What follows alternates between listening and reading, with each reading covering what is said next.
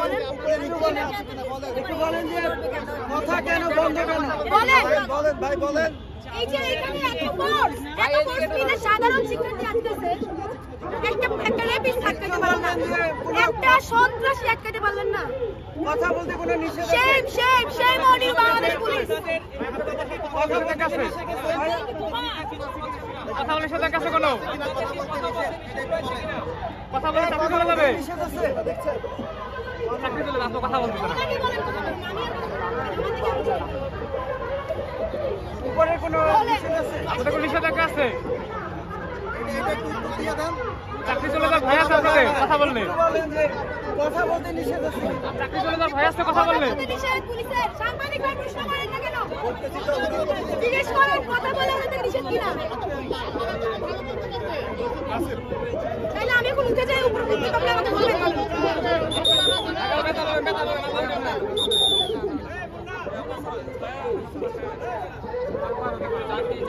Police কথা বলছে না, তাদের মুখ কবে ফুটবে কিন্তু জানতে চাই তারা বলছে কবে ফুটবে। আমি বাংলাদেশ পুলিশ, আমি পুলিশের প্রতিনিধি।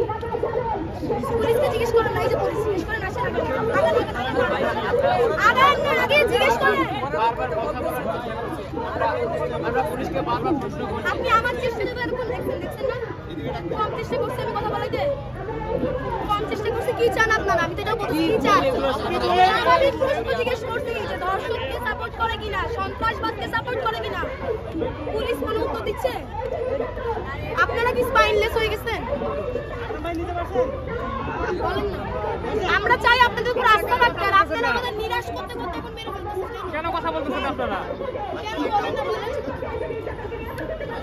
আপনাদের খারাপ লাগে নাকি?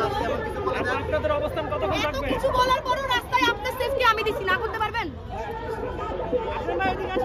রাস্তায় ঝুলার পরে পুলিশের সেফটি আমি দিছি, মানা করতে পারবেন? আমার ডান পাটা ভাঙা, এই আপনারাই বিদায় আমাকে ভাঙছেন 17 তারিখে। আমরা আপনাদের উপরে কেন আস্থা রাখতে পারি না আমাকে বলেন।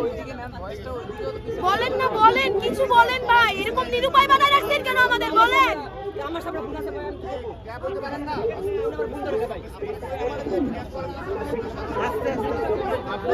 জানতে চাই আপনাদের এই অবস্থান কতক্ষণ থাকবে, জানতে চাই।